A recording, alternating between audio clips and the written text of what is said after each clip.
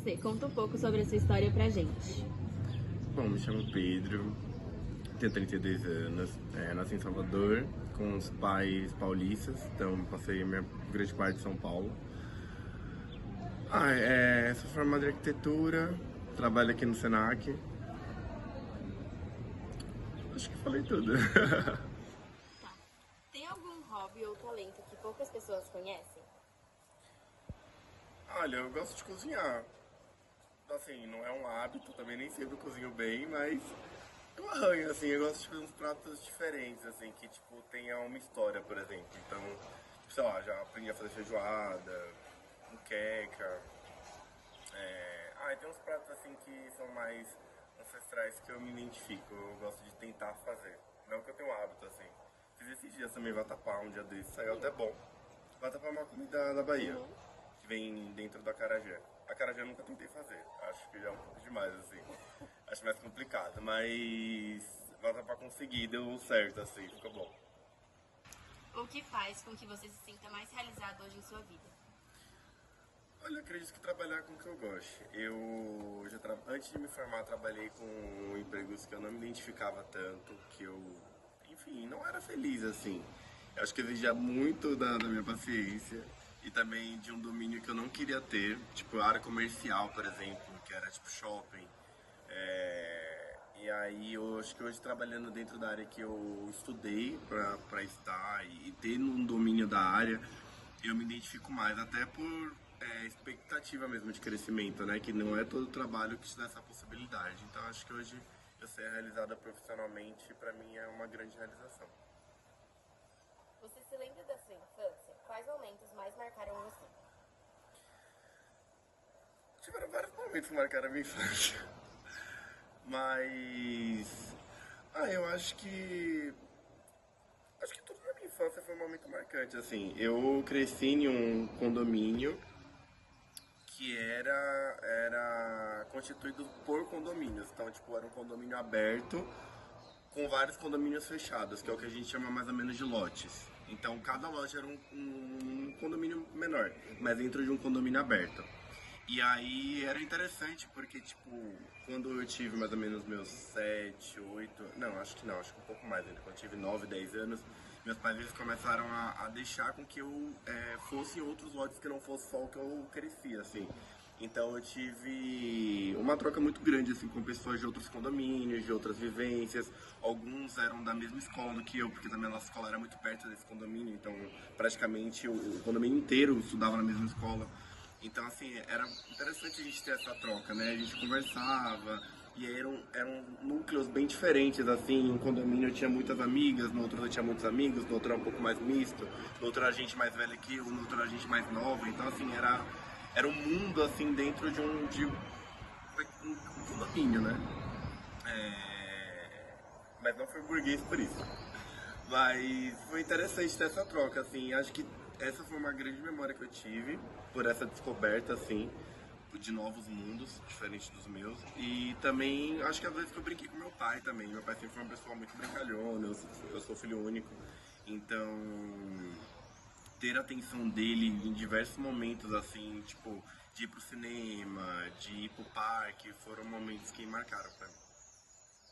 Na sua adolescência, como você se expressava nessa época? O jeito de falar, vestir, de sonhar? Eu acho que eu me expressava de maneira, acho que, não sei se era inconsciente ou involuntária. Eu acho que a gente sempre é moldado de acordo com a sociedade que a gente vive, né? Então, por exemplo, como eu cresci numa família católica, por exemplo, ela, apesar de não ser tão rigorosa como a evangélica, eles também tinham algumas limitações, assim. Então, por exemplo, claro que também a minha família é uma família constituída por pessoas negras, então, assim, eles já tinham que performar de acordo com que a segurança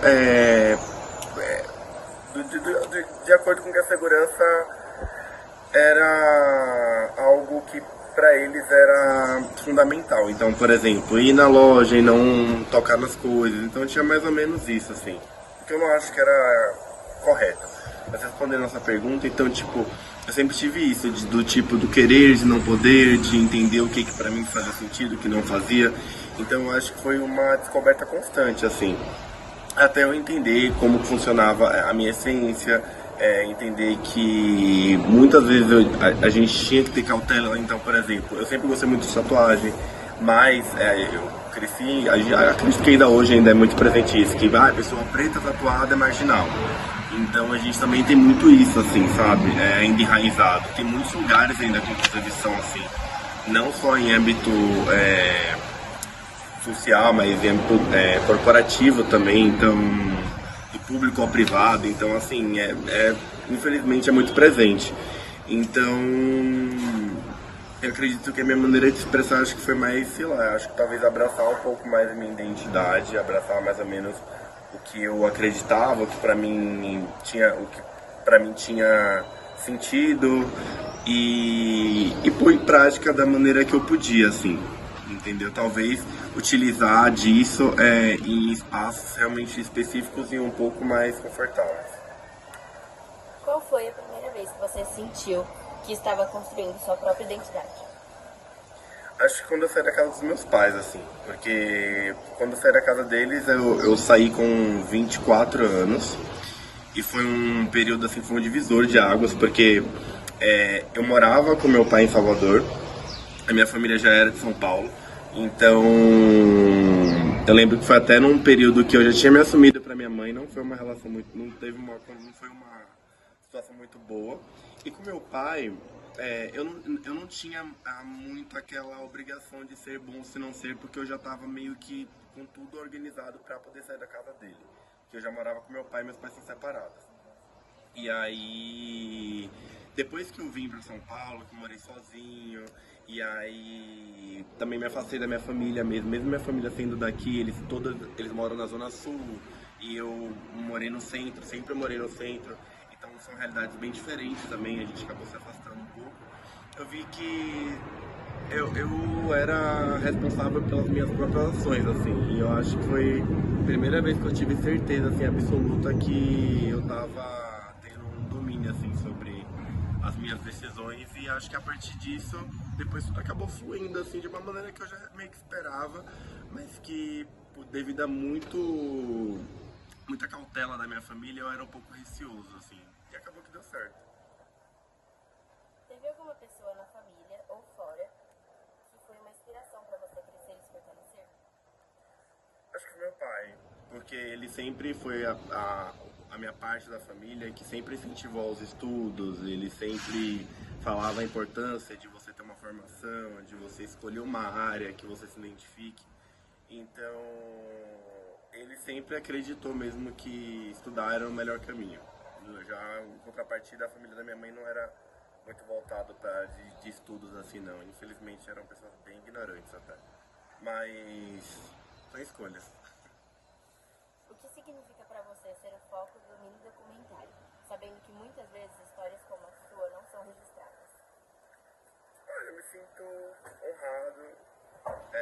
Eu acho que é importante, né, a gente poder escrever a nossa história. Eu acho que enquanto pessoa preta a gente tem a nossa história tão silenciada durante tanto tempo e hoje a gente poder reescrever, a gente poder falar com a nossa própria voz, a gente poder trazer um pouco da nossa vivência, eu acho que é importante porque a gente acaba talvez de uma maneira talvez até direta mesmo, inspirando outras pessoas. Também acredito que como é para um público que é mais novo do que eu, e é uma outra geração, uma outra vivência. Eu acho que isso pode trazer para elas uma reflexão que pode ser importante para a vida delas. Então acho bem importante assim, eu estou me sentindo bem feliz. Tem alguma conquista, um momento de superação que te dá orgulho em contar? De superação. Olha, eu acho que talvez tiveram muitas coisas que eu acho que eu tenho orgulho de contar assim. Mas eu acho que também foi, acho que quebrar talvez um pouco estereótipos, assim, que em diversos lugares que eu frequentei eu era imposto, até porque, por exemplo, quando eu fiz 18 anos, eu era militar. É muito engraçado, né? Porque eu não tenho nenhum perfil de militar, mas já fui. E aí, era um, tipo uma galera totalmente machista, homofóbica, e aí já foi pra mim uma grande barreira, assim, né? Porque a gente tinha que performar de acordo com o que o militarismo pedia, e eu tava muito longe disso. Então, eu acredito que sempre, todas as vezes que eu quebrei essas barreiras, assim, eu tava em lugares que eu queria, porém, eu não precisava abrir mão do que eu sou pra poder estar lá. Eu acho que foi importante, assim, pra mim. Eu acho que eu sinto orgulho de todas as vezes. E isso é presente, acho que até hoje também, sabe? Por exemplo, aqui no Senac mesmo, tipo, eu sou da parte da infraestrutura, tipo, um lugar que eu até brinco com eles, tipo, é 100% hétero, assim. Mas a gente se entende, a gente tem um senso de parceria, a gente se respeita muito, assim, e faz dar certo, né? E são momentos diferentes, mas que meio que são âmbitos um pouco parecidos, assim, sabe? Ambientes um pouco parecidos. Então eu acredito que seja isso também. Acho que todas as vezes que eu consegui me reinventar, eu consegui impor, digamos, respeito, assim, por assim dizer, né? Onde eu precisei passar e onde eu estava, e foi de uma maneira, assim, orgânica algumas vezes, eu acho que pra mim foi momentos de... foi momentos importantes. Responde a sua pergunta, né? Uhum. Quais são os maiores aprendizados que você carrega da sua caminhada como pessoa negra? Olha, os maiores aprendizados são tantos. Mas olha, a resistência eu acho que é porque eu acho que são muito clichês, assim, mas ainda acredito que tem alguns que realmente, infelizmente, vão se perpetuar assim por muito tempo. Mas eu acho que acredito que resistência é o fundamental, porque hoje, pelo menos, a gente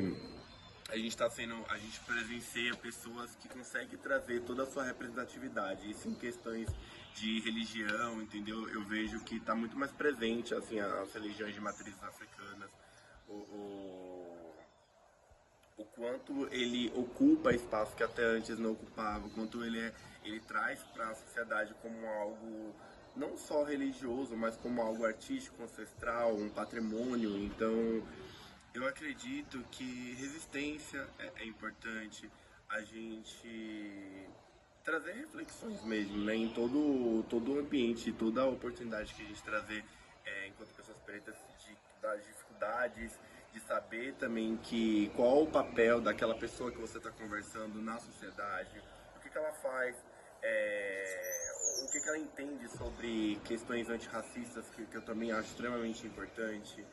Então, eu acredito que resistência para mim seja um assunto meio que guarda-chuva, assim, porque ele inclui diversas situações e aspectos. Que mensagem gostaria de deixar para os jovens negros sobre autoestima, sonhos e futuro? Mensagem para... olha de novo. Olha tique isso. Uma mensagem que eu poderia passar